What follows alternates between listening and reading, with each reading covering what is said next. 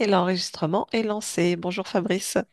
Bonjour Emeline, bonjour à tous. Bonjour à tout le monde. Et bon, on se retrouve pour notre petite enquête cette semaine. Tu te sens prêt? Ouais, Allez, je te laisse t'installer.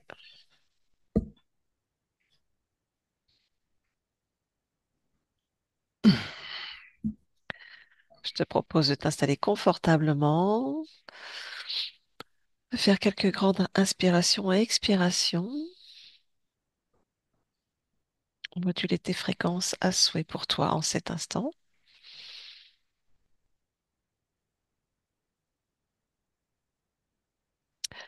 Souhaites-tu un petit décompte ou je peux t'emmener sur la thématique de cette enquête? non, tu peux y aller. Très bien. Donc, je vais compter jusqu'à 3 et à mon 3, je vais te demander de visualiser un système nerveux d'une personne atteinte de la maladie du sommeil qu'on appelle la narcolepsie. Et tu me dis comment tu le perçois. À mon 3. 1, 2 et 3. Le système nerveux d'une personne atteinte de narcolepsie.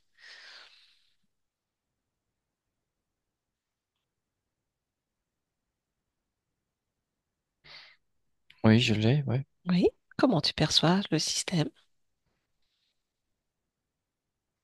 Alors, je vois au sommet de la tête, au niveau du cerveau, je vois vraiment comme un amas lumineux. D'accord, Il y a une énergie qui est là. Et puis, par contre, ça fait comme une couronne. Il n'y a plus rien après. Il y a comme des filaments qui descendent. Mais je vois, au lieu que ce soit énergisé, c'est vide. Enfin, je veux dire, c'est vide, c'est réduit en filaments. Comme si tu avais d'accord. un sommet ouais, très lumineux au sommet du crâne, puis après ça se diffuse, et il y a comme une bande, il y a Une comme bande. une bande énergétique qui fait le tour de la tête, où tout ce qui est conduit nerveux, tout ça, c'est filandreux, très faible. Il y a, D'accord. voilà Ok. ce que je perçois pour l'instant. D'accord. Et cet amas lumineux, c'est-à-dire, si tu touches, si tu prends plus d'informations, qu'est-ce qui se passe? J'ai le fonctionnement normal. D'accord. Donc, on a au niveau du cerveau un amas lumineux, donc un fonctionnement normal. Et après, donc, qu'est-ce qui fait que ça se réduit ou ça devienne en filament comme ça?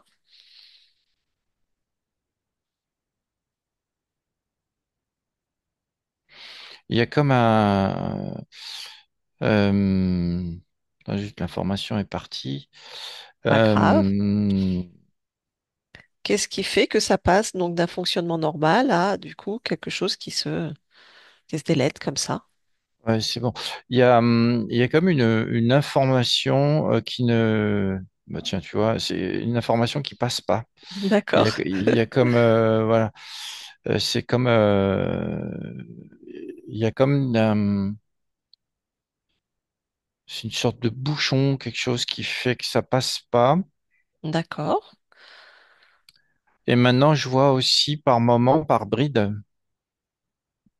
Il y a des moments où ça se débouche et le flux passe, le flux nerveux passe et hop, ça se rebouche. Il y a comme un clapet, quelque chose qui fait entrée-sortie. D'accord. Enfin, entrée-sortie, non. Oui. J'ouvre et je ferme plutôt. D'accord. Est-ce qu'il y a une cause qui crée ce clapet ou ce bouchon? Une cause Alors, physique? l'info que j'ai, c'est j'ai dégénérescence Mhm. et j'ai bactéries aussi. D'accord. Alors, si on regarde, on plonge dans les deux informations, dégénérescence, est-ce qu'on a euh, un cas génétique? Est-ce que ça peut venir de la génétique ou ça vient d'autre chose?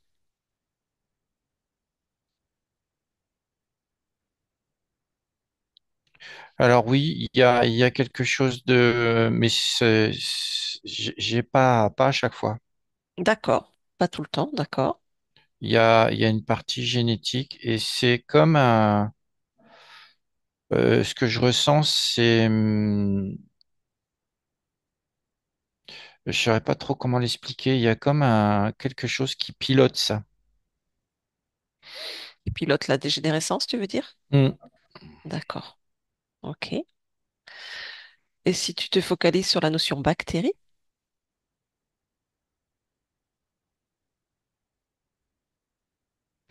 Alors, c'est pas une bactérie proprement dite, c'est l'effet.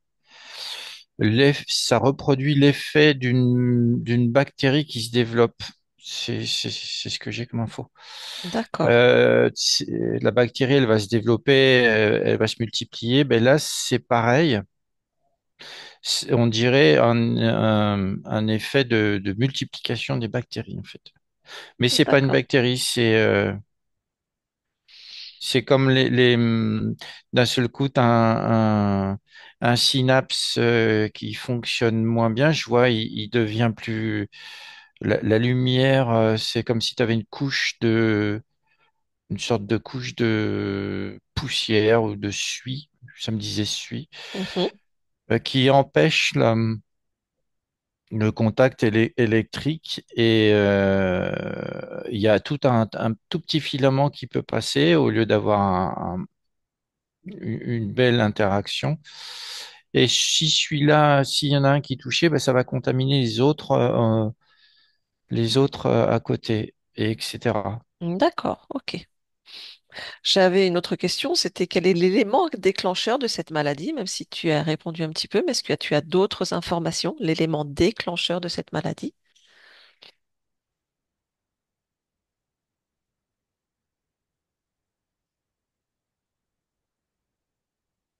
Alors, il y a une cause atavique. Mhm.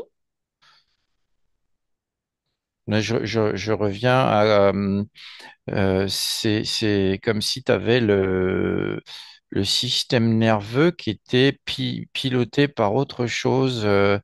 Je vois, il y a, euh,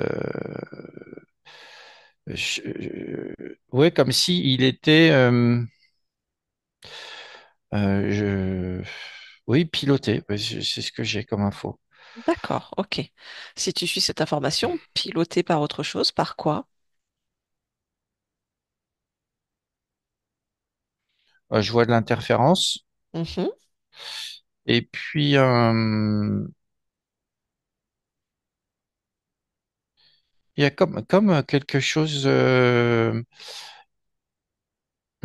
que je te le dis comme tel que je le ressens et je le perçois, c'est comme si la personne qui est atteinte de ça euh, ne doit pas voir, ressentir des choses. C'est comme s'il était mis à part euh, et on le bloque complètement, on le, on le met de côté et on le fait dormir, quoi. D'accord, ok. C'est ça que je vois. Parfait, d'accord. Justement, si là tu as une personne physique, observe cette personne sur une journée complète et regarde ce qui se passe, ce que tu perçois physiquement lors de ces phases d'endormissement soudaines à répétition dans la journée. Déjà physiquement, ce que tu perçois.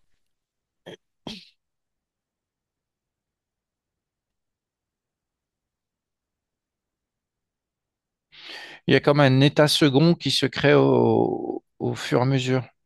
D'accord, Il y a comme une coupure du sens des réalités et une coupure de tout ce qui est matière.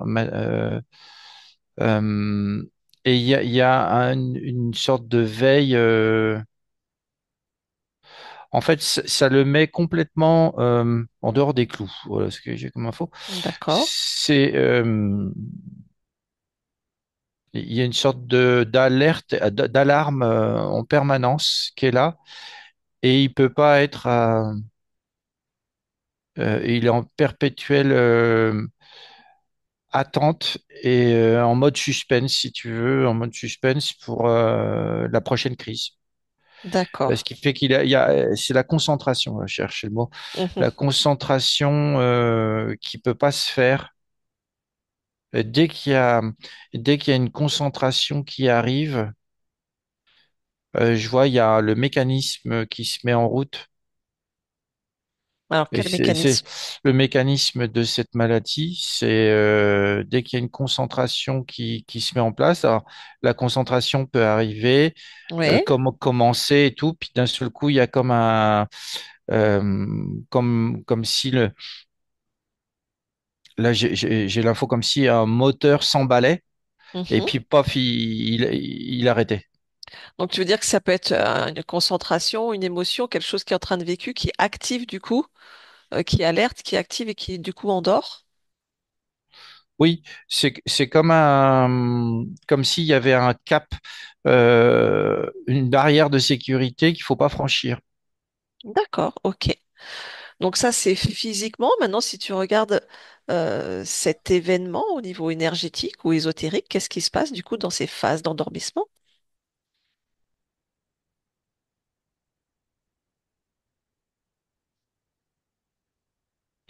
Je vois quelqu'un qui s'endort là et qui part complètement je vois carrément, il sort de son corps, Mhm. il part complètement ailleurs dans l'éther. D'accord,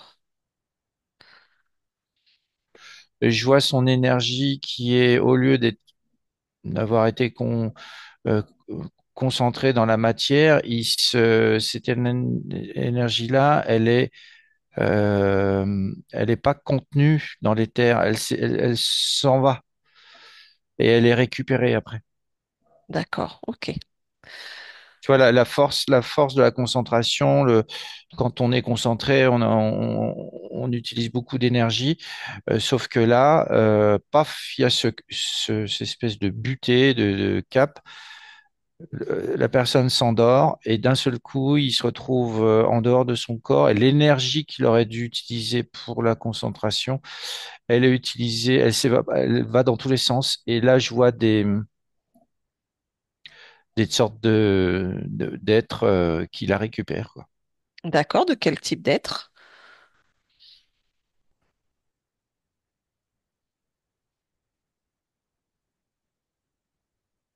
Alors j'ai reptilien, mais je vois pas. C'est plutôt comme si je voyais des bouches aspirées, une espèce de, ouais, comme des bouches qui aspirent l'énergie, quoi. D'accord, ok. On parle de quelle énergie principale?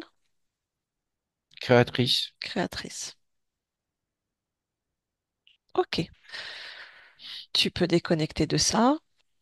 Reviens sur la partie physique. C'est une partie physique qui est donc atteinte de narcolepsie. Je voudrais que tu observes, que tu te connectes à son corps du coup mental, voir comment est ce corps mental en cas de narcolepsie.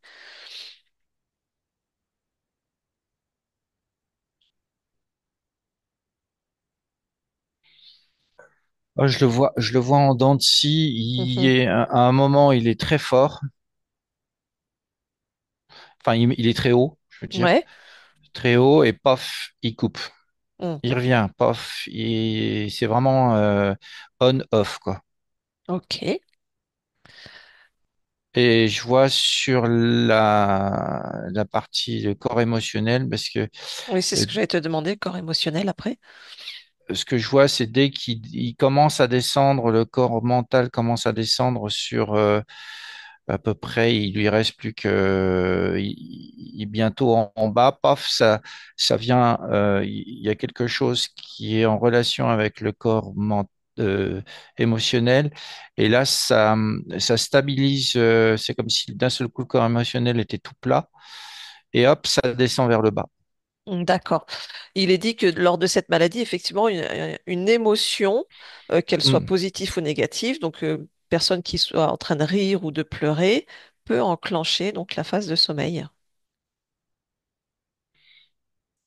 Oui, parce que ce que je voyais avant, c'était, tu avais le corps mental qui était avant d'être bas, il était encore haut et je voyais des pics au niveau émotionnel, euh, plutôt dans le haut.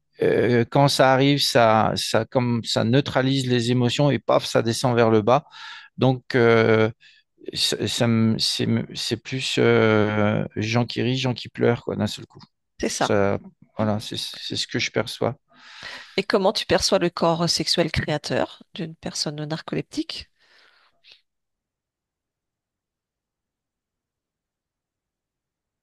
Et il est troué, il est vraiment troué. C'est plutôt un corps qui est complètement troué, déchiré, ouais, Mm. déchiré. Il y a pas, il y a là, la personne que j'ai, il y a un peu de corps sexuel.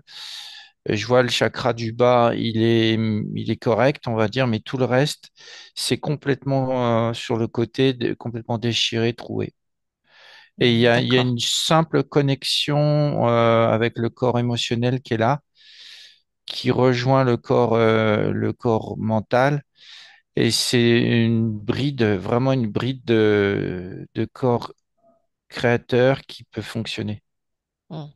Ok, bien. Déconnecte de ça. Si tu regardes maintenant le système musculaire, donc d'une personne atteinte de narcolepsie, et qui fait du coup des crises, ce qu'ils appellent de cataplexie, où justement quand il y a des phases en plus donc de sommeil, il y a aussi tout le système musculaire qui lâche d'un coup. Qu'est-ce que tu observes? Euh, oui, avant que tu le dises, je l'avais vu, c'est comme si d'un seul coup, tu avais les muscles qui étaient, tu sais, comme un courant électrique, quand on met un courant électrique dans un muscle, Mhm. ça le met vraiment en tension. Oui, Mais là, je perçois que cette tension, elle est normale, elle est pour la vie de tous les jours, quoi. Et d'un seul coup, tu as ce courant, bah justement, ça correspond aux phases que je vois du système nerveux qui ouvre et qui ferme les circuits, paf, ça vient toucher les muscles et pof, là, ça coupe tout. ok. Déconnecte de ça. Les personnes donc atteintes aussi de narcolepsie font des paralysies de sommeil et ont des hallucinations. Qu'est-ce que tu perçois dans ces moments-là? Bah, c'est ce que je vois, c'est ce que je voyais tout à l'heure. Mhm. Il sort du corps et au moment de la réintégration dans le corps, il y a encore cette vision de, de ce qu'ils ont vécu hors du corps. Je vois à un moment, t'as la réintégration du corps, mais pas en entier. C'est-à-dire qu'il y a la tête éthérique, si je peux dire ça comme ça, qui revient dans le corps, à son emplacement, mais le reste du corps n'est pas encore là et ça descend tout doucement, ça se remet vraiment tout doucement. Et c'est ce qui permet la phase d'hallucination. Ouais. D'accord. Durant ces phases de narcolepsie, qu'est-ce qui se passe pour la partie subliminale?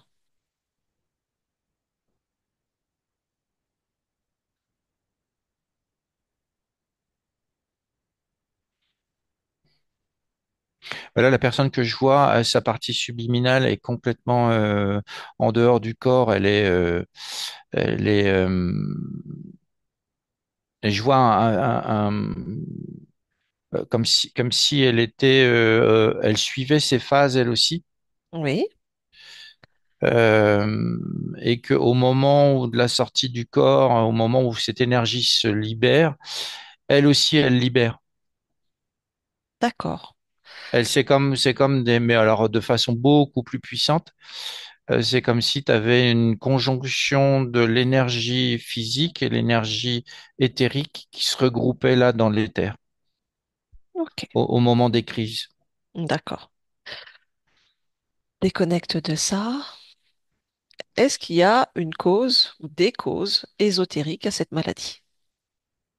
Alors oui, oui tout de suite. Mhm. Tu as le système d'interférence qui peut, euh, quand l'ADN atavique porte ce gène, D'accord, elle en profite un maximum.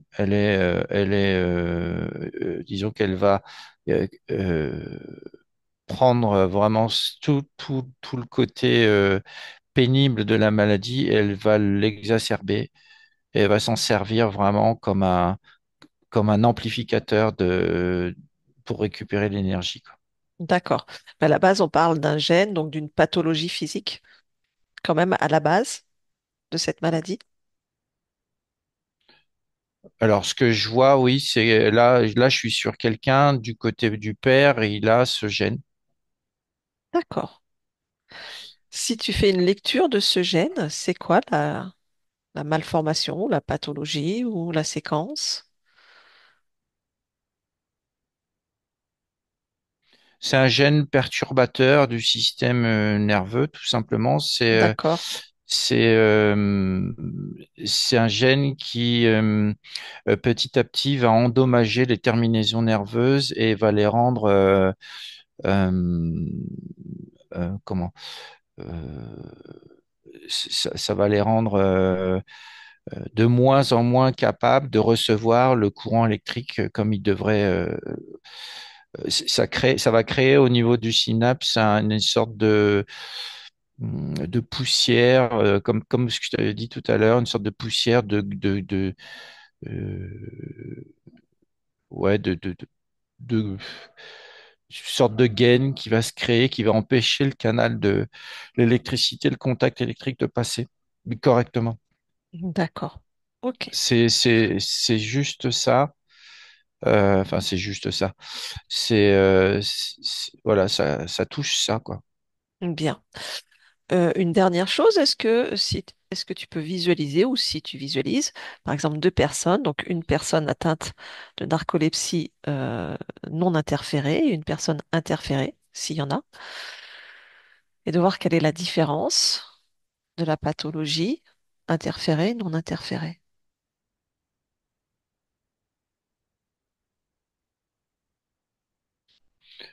Alors, j'ai pas beaucoup de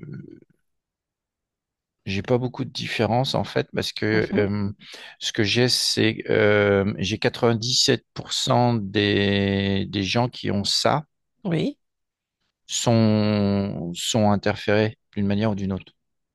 d'accord, Les 3%, c'est qui reste, c'est vraiment il y a comme je vois la partie subliminale qui est pas interférée mais qui s'occupe qui est dans une mémoire qui est ailleurs, d'accord, mais c'est pas de l'interférence, elle fait autre chose. d'accord. Et pour les... Et alors ce gène, si ce que je vois, c'est qu'il est complètement, on va dire que les crises sont beaucoup plus atténuées et beaucoup plus douces, on va dire, et brèves que les autres. D'accord, ok, Mais le gène est toujours là, et tant que la conscience n'est pas, euh, je vois, il y a une conscience qui est là et enfin une partie subliminale qui est là et puis euh, qui corrige le gène à un moment donné. Il y a un traitement qui est là alors c'est une personne qui fait partie des 3%. oui, Et il y a un traitement qui est là et il y a une volonté de la partie physique de s'en sortir, d'être là, d'arrêter ça. Et du coup, la partie subliminale euh, a l'information, elle va faire en sorte d'aller trouver le gène et puis d'intervenir. d'accord, ok. Est-ce qu'on a l'origine de ce gène?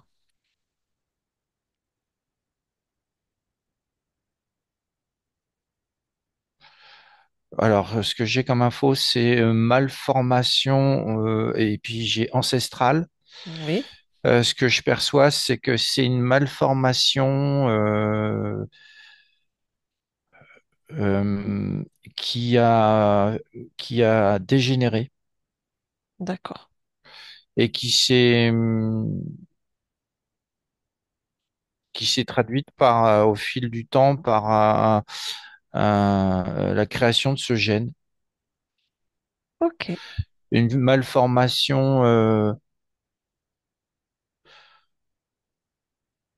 oui, il y a un moment donné, je vois toujours sur cette lignée-là que j'observe depuis tout à l'heure, je vois, il y a comme un choc, hein, quelque chose comme ça, quelque chose qui crée, il y a une émotion, un trauma Mhm.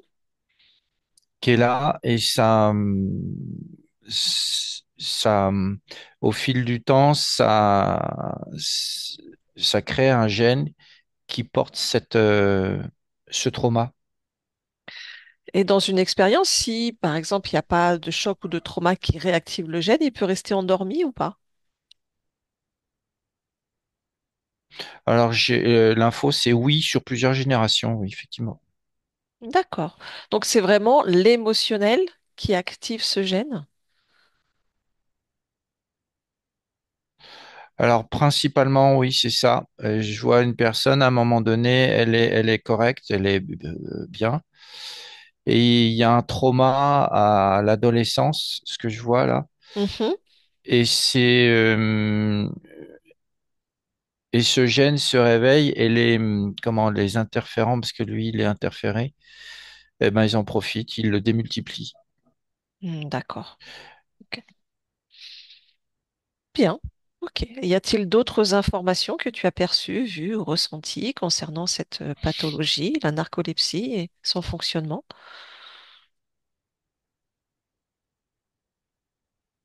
Non, pas plus. Je suis de nouveau là en haut. Euh, En haut, ce que je, c'est-à-dire? Au niveau de la tête, je vois Hmm. mais ce que je perçois aussi, c'est qu'il y a le coronal.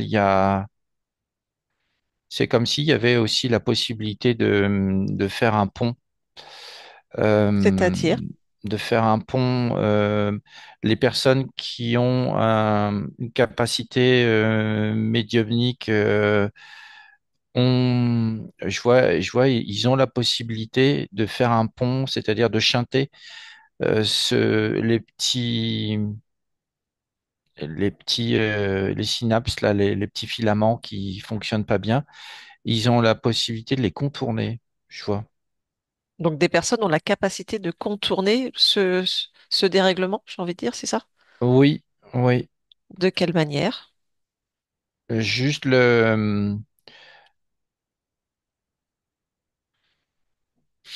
alors ça, c'est la volonté. La volonté et surtout, il faut qu'ils aient une forte capacité de visualisation et c'est comme s'ils devaient du coup se concentrer sur,